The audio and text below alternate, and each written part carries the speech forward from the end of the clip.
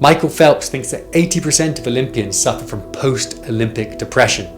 He calls it traumatic emptiness. Destination addiction is a curse. It's the belief that you'll arrive at happiness at the next destination, the next job, the next raise, the next success. Surely just one more win, and then I'll be happy. I used to think that I would find lasting contentment if I just became a world record-setting adventurer. Fortunately, I found out sooner rather than later that happiness isn't a place, it's a state.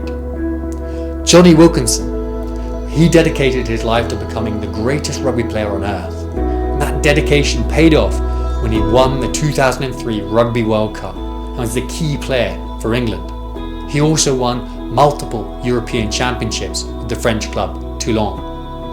And yet, he said, "When I was part of the World Cup winning team, I had never felt so empty as I did afterwards. When we won a couple of championships with Toulon, I left and there was no sunset waiting for me to stroll into."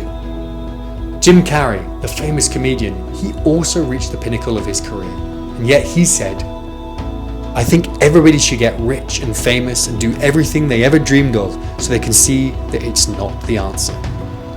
Michael Phelps thinks that 80% of Olympians suffer from post-Olympic depression. He calls it traumatic emptiness.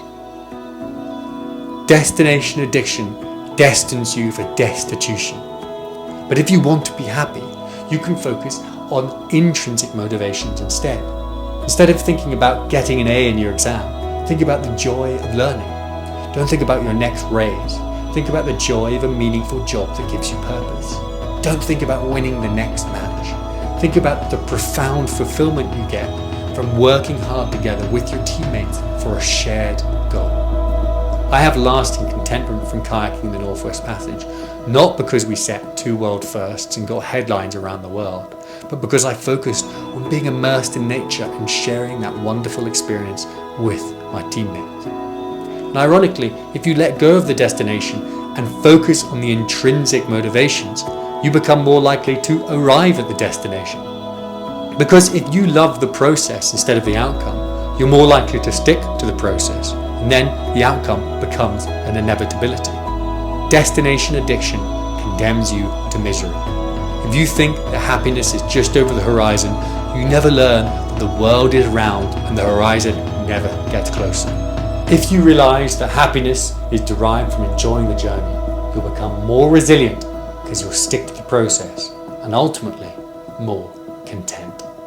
If you want to become hardier, happier and more fulfilled by learning about resilience, then subscribe by the button above.